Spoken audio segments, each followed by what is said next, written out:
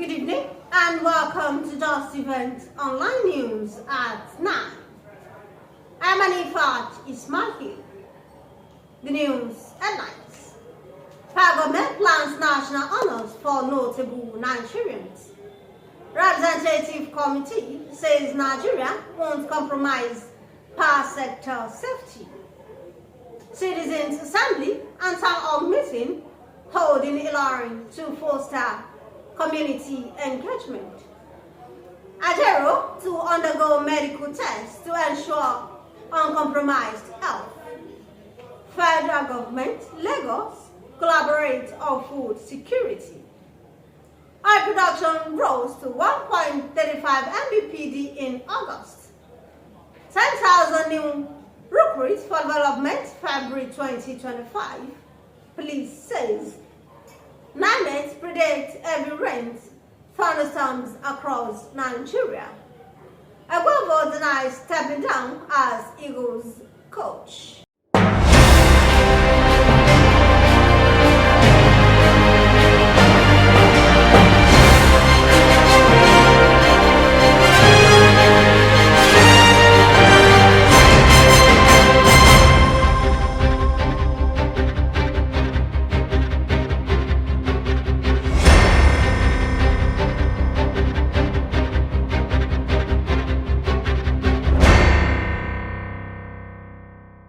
The news in details. President Bola Tinubu has approved the commencement of 2024 National Honors Award to Nigerians and friends of Nigeria who have contributed to the development of the country. The Minister of Special Duties and Intergovernmental Affairs, Mr. Eguavoen, made this known at a meeting with the management staff of the ministry on Tuesday in Abuja. The chairman of the House of Representatives Committee on Safety Standards and Regulations, Sulaiman Gumi, has told operators in the power sector that Nigeria will not compromise public safety for any reason. The lawmaker stated this on Tuesday at the Nigeria's Electricity Supply Industry Safety Conference at the National Assembly Complex, Abuja. Citizens Assembly and Town Hall meeting was on Wednesday organized by the Office of the Senior Special Assistant to the President on Community Engagement, North Central, Mrs. Ajaero, in Ilorin, Kwara State Capital. The event aimed to bridge the gap between the presidency and the grassroots, ensuring that federal government policies, projects and programs impact communities. Mrs. Essex, while speaking with the journalists, said her office is launching Citizens Assembly to make sure that the voices of the communities are heard so that the citizens can perform their role in governance. And stakeholders in a deliberate dialogue in a town hall meeting. So currently you can see we have started the town hall meeting where we are getting feedback from members of the community on issues that are affecting them, that feedback on government policies that is affecting them and how the economy has been to them. So we are channeling this feedback to the president for him to understand how the input of the community and for use that to change policies and laws.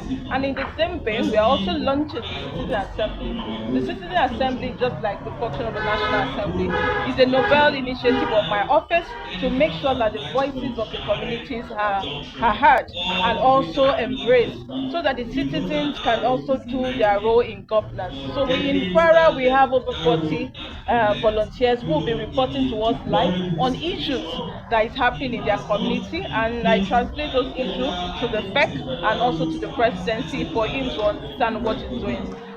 She said the effort is to ensure that federal government policies and programs address the needs and concerns of local communities. She disclosed a partnership with the state security agencies and all the ministers across the state for maximum security of lives and properties for the mission to be accomplished successfully. And we are also partnering with security agency and all the ministers, so that if there are issues related to security agency, we'll translate it to them immediately and they take action. So we have good working relationship with all security agencies and all the ministries and ministers of Federal Republic of Nigeria. The idea is to engage grassroots in governance and to promote that two-way dialogue between the government and also the people. While speaking, the Commandant of the Nigeria Security and Civil Defense Corps, Kwara Command, J.J. Mohammed, and Commissioner of Police, Victor Olaya, represented by ACP Boa, promised readiness to serve the people at all times. In his contribution, the Speaker, Kwara State House Assembly, Right Honorable Salim Daladi, ably represented by the House Leader, Barrister Abdulkadir Magaji, commended the initiative. In their various remarks, the acting GM of Kwasi, Dr. Wasiu Tajidin, and APC North Central Youth Leader, Aliu Subaru Rogun, said the initiative will foster a sense of community engagement. The Nigeria Labour Congress has stated that its president, Ajaero, will undergo a comprehensive medical check to ensure his health has not been compromised after his recent illegal and unjust treatment. In a statement signed by its Deputy President, Adewale Adeyanju, the Congress also announced the suspension of its National Executive Council meeting called to assess the situation and determine the next steps in its collective struggle. The federal government and the Lagos State government has entered into partnership on food security. Minister of Women Affairs and Social Development, Uju Kennedy Ohaneye, met with Governor Babajide Sanwo-Olu, where she presented the proposal of the federal government on the provision of machines that were useful in the processing of cassava into garri flour.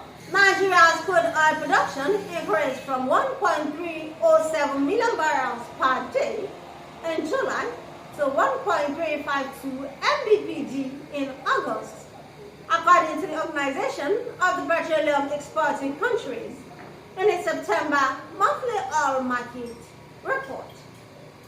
OPEC reported that the average daily crude production rose marginally by 45,000 barrels per day, based on information obtained through direct communication with the Nigerian government. The Nigerian police force has said that 10,000 newly recruited constables and specialists who are currently undergoing training will be deployed in February 2025. It said the recruits will be deployed in their state of origin in line with the federal government community policing initiative. The National Meteorological Agency has predicted thunderstorms and rains from Wednesday till Friday across the country. NiMet weather outlook released on Tuesday in Abuja envisaged thunderstorms over part of Borno, Adamawa, Taraba, Yobe, Katsina, Sokoto, and Kaduna states during the morning hours on Wednesday in the northern region. The last on the news is sport. Technical Director of the Nigerian Football Federation, Austin Eguavoen, has denied stepping down as the interim coach of the Super Eagles after the 2025 AFCON qualifiers against Benin Republic and Rwanda. Eguavoen was appointed by the NFF to take charge of the two games following the inability of the Federation to secure the services of German coach Bruno Labbadia over what they called stringent German tax laws.